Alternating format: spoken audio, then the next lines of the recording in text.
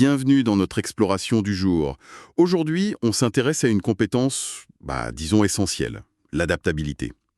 On pourrait dire que c'est un peu l'art de danser avec le changement, sans perdre l'équilibre, quoi.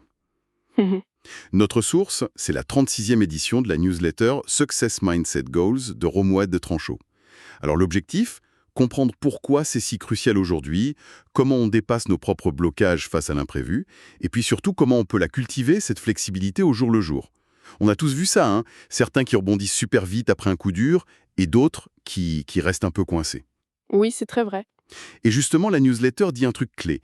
L'adaptabilité, c'est pas inné, c'est une compétence. Ça se travaille, comme un muscle. Ok, alors on plonge là-dedans. Absolument. Et le sujet est tellement d'actualité. On vit dans un monde qui bouge tout le temps, très vite. La technologie, la société, l'environnement, tout change. Comme le dit la source, le changement, c'est la nouvelle norme. C'est la seule constante, en fait. Du coup, apprendre à composer avec ça, c'est plus une option, c'est vital pour s'épanouir, pas juste survivre. C'est exactement ça. Et la première question qui vient, et que la newsletter aborde direct, c'est pourquoi on résiste autant au changement? Beaucoup d'entre nous ressentent ça presque physiquement. Hmm. Romuald Tranchot pointe plusieurs choses. Bon, la peur de l'inconnu, c'est classique, sortir de ce qui est familier. Oui, l'incertitude fait peur. Et puis, il y a l'attachement à notre fameuse zone de confort, cet endroit où tout est prévisible, rassurant. Parfois aussi, on idéalise une sorte de stabilité parfaite, alors qu'en vrai, le monde bouge tout le temps. C'est une illusion souvent. La métaphore dans la source est top, hein. Les vagues les plus fortes sculptent les plus belles plages. Essayer de résister au changement, c'est un peu comme nager à contre-courant, épuisant. Et inefficace au final, oui. Cette résistance, elle vient souvent d'une vision du changement comme quelque chose de négatif. On voit ça comme de l'inconfort, de l'incertitude, une perte de contrôle possible. Mais ce qui est fascinant, et c'est un point fort de la newsletter, c'est qu'on peut retourner la perspective.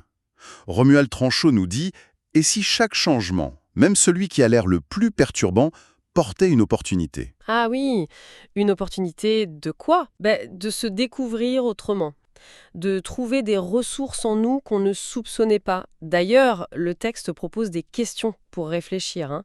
Genre, quelle situation actuelle me force à m'adapter? Et si je l'abordais en me disant qu'elle pouvait me rendre plus fort? Intéressant comme approche. Ou cette idée, la stabilité qu'on cherche, c'est une illusion ou c'est une base pour explorer. Ça nous pousse à regarder nos propres biais. C'est une super transition vers le côté positif, le potentiel libérateur de l'adaptabilité. La newsletter explique comment ça transforme les turbulences en tremplin. Et là où ça devient vraiment intéressant, ce sont les bénéfices concrets. D'abord, ça booste la créativité. Ah oui, ça c'est clair. Face à une contrainte, un imprévu, au lieu de voir un mur, on voit un défi, une énigme à résoudre. C'est souvent sous pression que les meilleures idées sortent, non? Effectivement, la contrainte devient un moteur.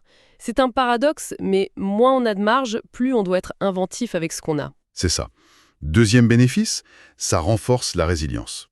Énormément. Chaque fois qu'on arrive à s'adapter, à passer un obstacle, hop, on gagne en confiance. C'est une preuve qu'on peut gérer l'incertain. Ça nous rend plus solides pour la suite. C'est un renforcement positif, en quelque sorte. Exactement.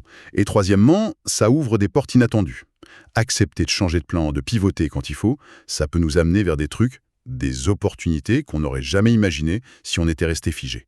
Ce troisième point est crucial. Il montre bien comment on passe de subir le changement à utiliser son énergie pour grandir, pour s'épanouir. C'est l'image du surfeur qui utilise la vague. J'aime bien cette image du surfeur. Et si on prend un peu de recul, chaque petite adaptation réussie, ça tisse une vie plus fluide, plus alignée. Ça renforce vraiment cette idée clé de la source, l'adaptabilité est un muscle, pas un don. Oui, ça revient souvent ça. Personne ne naît super adaptable.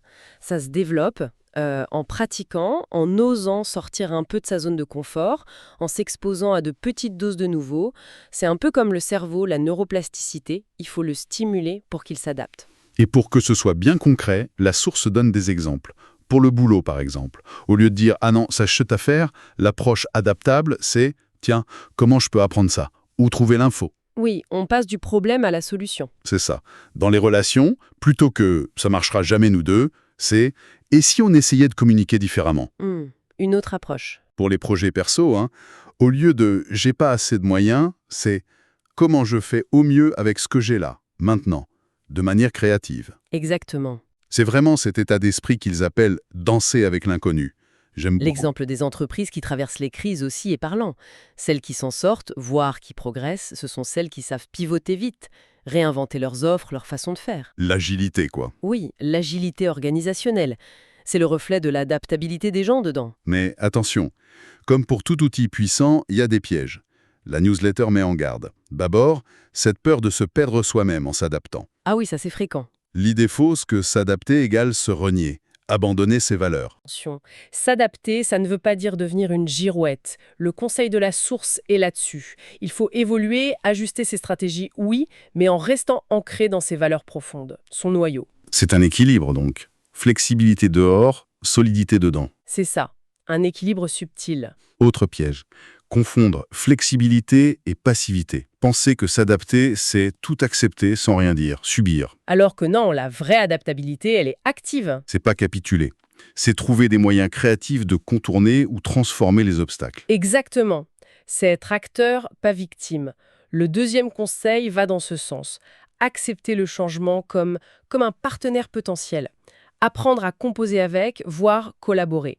Changer son regard, le changement n'est plus une menace, mais un flux. Changer son regard. Oui, Et le troisième écueil, c'est le rejet total du changement.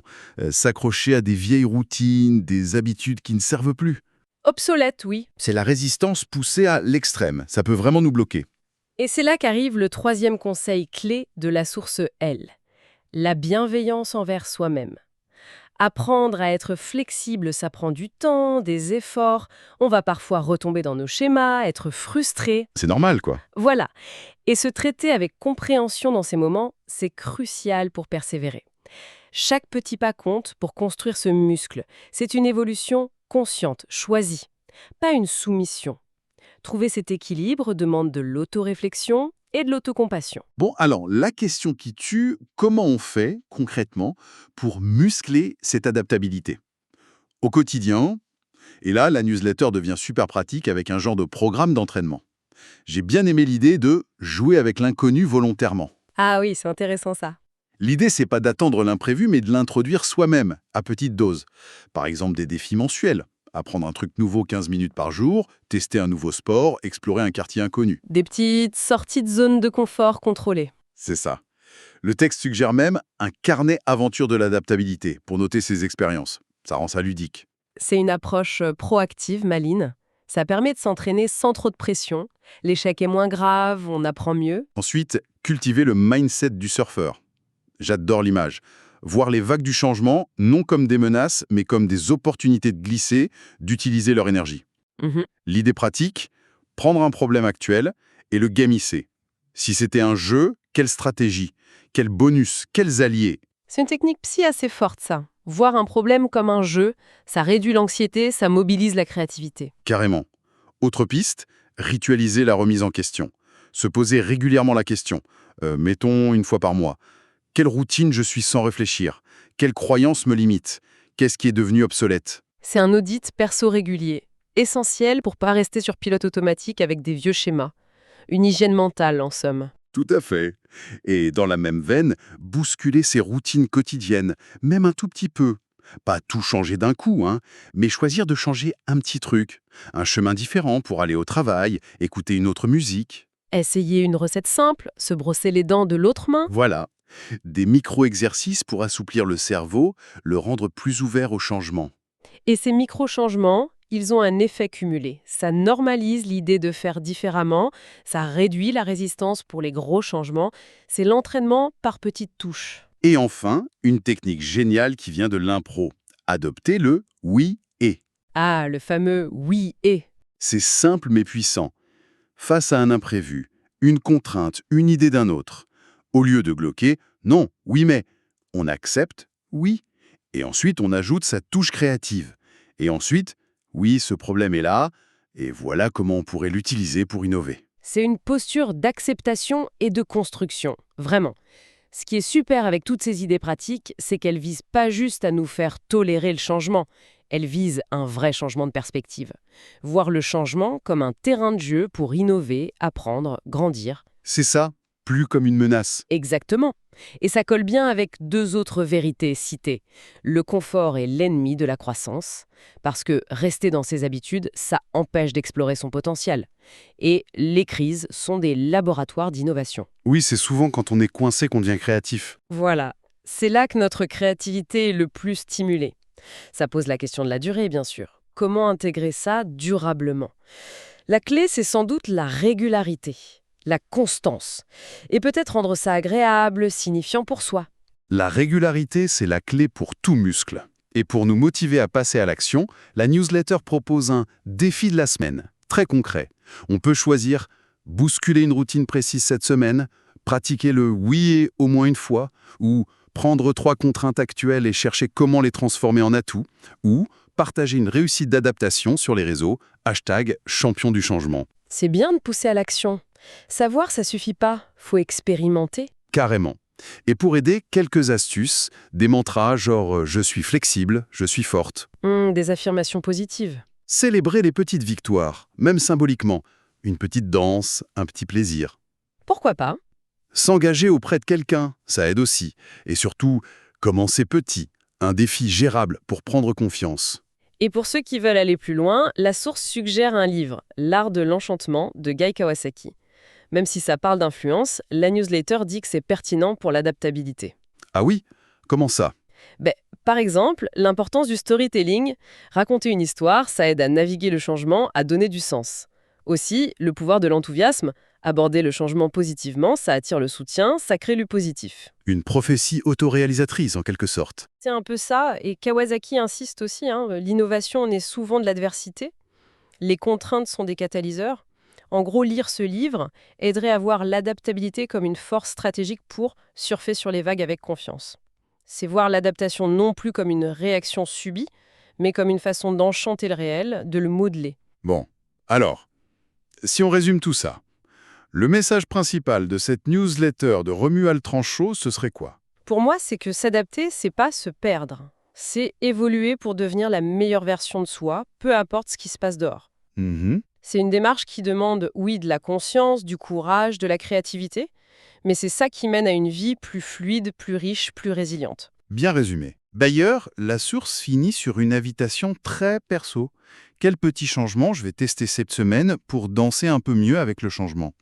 C'est une excellente synthèse, très dans l'esprit proactif de la source. Et pour aller un peu plus loin, une dernière pensée peut-être. On a bien vu comment l'adaptabilité nous aide à danser avec le changement qui vient de l'extérieur. Oui. Mais on pourrait se demander, est-ce que cette même compétence, cette flexibilité mentale, cette agilité, peut aussi nous servir à initier le changement? Comment passer d'une posture où on réagit surtout à une posture où on est proactif, où on utilise cette flexibilité pour façonner notre environnement, nos vies, selon nos valeurs? Ah, passer de la réaction à la proaction. Voilà. Comment l'art de s'adapter devient l'art de créer le futur qu'on souhaite. C'est une perspective très stimulante pour terminer, ça ouvre pas mal de portes. On espère que cette exploration de l'adaptabilité vous a plu et vous a donné des idées. Un grand merci pour votre écoute, on se retrouve très bientôt pour décortiquer ensemble de nouvelles sources passionnantes.